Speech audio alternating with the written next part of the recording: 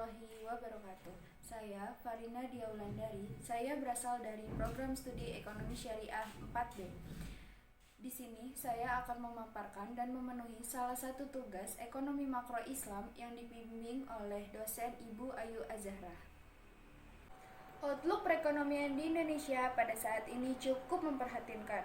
Pemerintah saat ini ibarat seorang nahkoda yang sedang menjalankan sebuah kapalnya. Di dalam jangka pendek, ia harus dapat menjaga kondisi kapalnya agar terhindar dari berbagai ancaman selama perjalanan.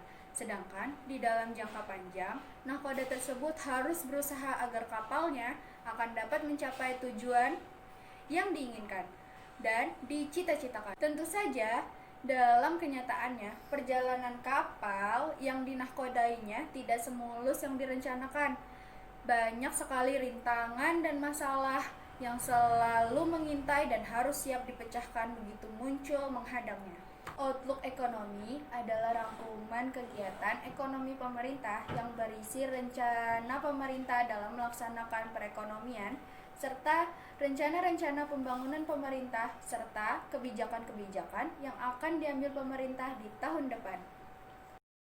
Inilah outlook perekonomian di Indonesia. Salah satunya adalah pertumbuhan ekonomi global, pertumbuhan volume perdagangan, pertumbuhan ekonomi Indonesia 2015-2019. Keinginan dan cita-cita bagi pemerintah dan masyarakat pada saat ini adalah perekonomian akan semakin maju. Outlook ekonomi berguna untuk dilihat para investor agar para investor asing dapat mengetahui hal apa saja yang dapat dilakukan pemerintah dengan perekonomian tersebut. Dengan adanya outlook ekonomi ini, para investor akan tahu akan dibawa kemana pemerintah membawa kebijakan ekonomi. Dengan mengetahui outlook ekonomi, para pengusaha dapat memprediksi bagaimana kelangsungan bisnisnya yang dapat dilihat dari banyak faktor sosial ekonomi yang terjadi pada saat ini. Besarnya tingkat inflasi, arus investasi, dan juga pengaruh perekonomian global terhadap perekonomian dalam negeri. Untuk pembahasan mengenai outlook perekonomian di Indonesia saat ini, sebenarnya telah dibahas dalam pembelajaran mata kuliah Ekonomi Makro Islam yang dibimbing oleh Ibu Ayu Azahra.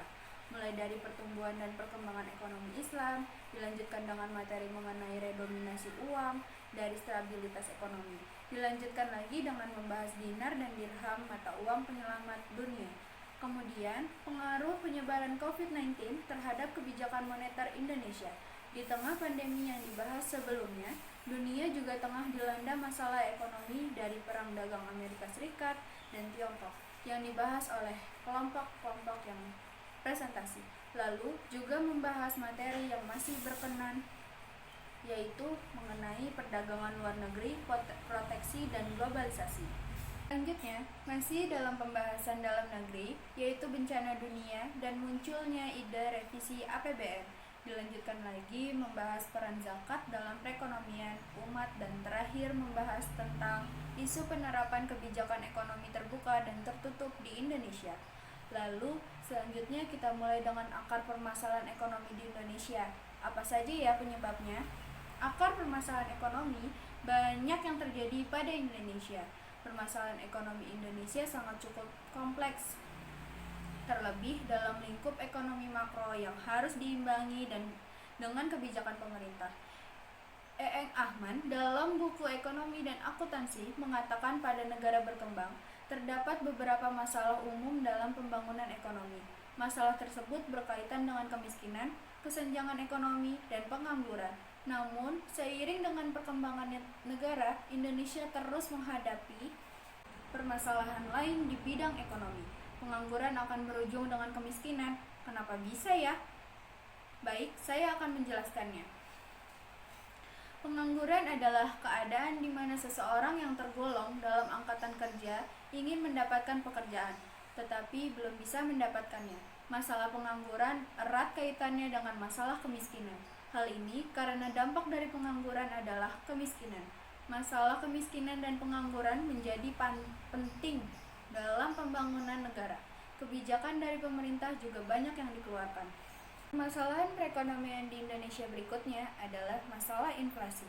Inflasi atau kenaikan tingkat harga secara umum bagi sebuah negara merupakan hal yang wajar. Dikatakan wajar selama tidak melebihi batas normal, berlangsung singkat dan masih bisa dikendalikan pemerintah. Permasalahan inflasi ini dianggap berbahaya jika sudah melebihi 2 digit dan berlangsung dalam jangka panjang. Inflasi yang tinggi dapat menyebabkan dampak negatif tentunya, seperti menurunkan tingkat kesejahteraan masyarakat, mengganggu stabilitas ekonomi, dan memperburuk distribusi pendapatan. Banyak sumber dan penyebab terjadinya inflasi saat ini. Salah satunya adalah inflasi desakan biaya. Inflasi ini terjadi pada masa perekonomian berkembang dengan pesat dan tingkat pengangguran sangat rendah. Jika perusahaan menghadapi permintaan yang bertambah, maka akan berusaha menaikkan produksi dengan cara memberikan upah gaji dan upah tinggi, sehingga banyak pekerja baru yang mendapatkan tawaran pembayaran tinggi. Langkah ini mengakibatkan biaya produksi meningkat yang akhirnya menyebabkan kenaikan harga barang. Mengapa kebijakan yang dilakukan pemerintah ada dampak positif dan negatifnya? Kegiatan apapun yang dijalankan pasti akan berujung dampak, tergantung dengan hasilnya kegiatannya kembali. Apa yang akan kita dapatkan dari kegiatan tersebut? Mendapatkan dampak yang positifkah? Berarti kita sukses menjalankan kebijakan-kebijakan yang sudah kita tata sedemikian rupa. Ataukah dengan menjalankan kegiatan tersebut, kita akan mendapatkan dampak yang negatif bagi diri kita. Terlebih lagi jika kegiatan tersebut berdampak negatif bagi orang lain dan orang banyak. Mengapa kebijakan yang dilakukan pemerintah berdampak negatif? Menurut saya, akan berdampak negatif jika pemerintah tidak transparan dalam menjalankan kebijakan-kebijakannya. Pemerintah tidak mempergunakan keadaan sebaik mungkin untuk mengatasi permasalahan tersebut. Bisa juga pemerintah tidak memberikan komunikasi yang baik kepada masyarakatnya. Alhasil, dapat menyebabkan perbedaan informasi antara masyarakat dengan pejabat pemerintah dan akan berimbas mendapatkan dampak-dampak yang negatif karena masyarakat sudah mendapatkan kekecewaan yang terlalu sering. Begitupun sebaliknya, jika kebijakan yang dilakukan pemerintah berdampak positif, menurut saya, ini yang harus dilakukan jika ingin mendapatkan dampak yang positif. Pemerintah harus menjalankan kebijakan tersebut dengan cara transparan. Pemerintah harus mempergunakan waktu sebaik mungkin agar kebijakan tersebut cepat terrealisasikan. Dengan cara menyampaikan berita atau menyampaikan sekilas info yang dapat masyarakat mengerti, jika masyarakat membantu pemerintah dalam menjalankan kebijakan tersebut, tentu saja akan mendapatkan hasil yang baik. Dengan dukungan masyarakat, pemerintah akan lancar menjalankan kebijakan. Bagaimana ya perekonomian di Indonesia pada masa yang akan datang? Dilihat saat ini, dengan merajalelanya virus COVID-19 di Indonesia, bahkan merajalela sampai seluruh dunia, jelas susah untuk pemerintah memprediksi perkembangan perekonomian di Indonesia untuk masa yang akan datang. Indonesia diprediksi hanya tumbuh 0,5%, sementara itu negara Asia lainnya seperti India diperkirakan masih tumbuh 1,9%. Menteri Keuangan Ibu Sri Mulyani Indrawati memproyeksikan pertumbuhan ekonomi 2020 pada kisaran 2,3%. Angka ini masuk ke dalam skenario berat ekonomi Indonesia. Ibu Sri Mulyani mengkhawatirkan efek sampingnya. Dia memperkirakan ada kenaikan jumlah warga miskin di Indonesia pada tahun ini, yang jumlahnya bisa mencapai 1,1 juta orang untuk skenario berat dan 3,78 juta orang pada skenario sangat berat. Ibu Sri Mulyani memproyeksikan pertumbuhan ekonomi Indonesia pada 2021 berada pada kisaran 4,5 sampai dengan 5,5% dan inflasi 2 sampai dengan 4%. Beliau memastikan angka-angka proyeksi tersebut akan masuk ke dalam kerangka ekonomi makro dan pokok-pokok kebijakan fiskal 2021 yang bakal disampaikan ke Dewan Perwakilan Rakyat. Pandemi Corona membuat peta dan struktur perekonomian mengalami perubahan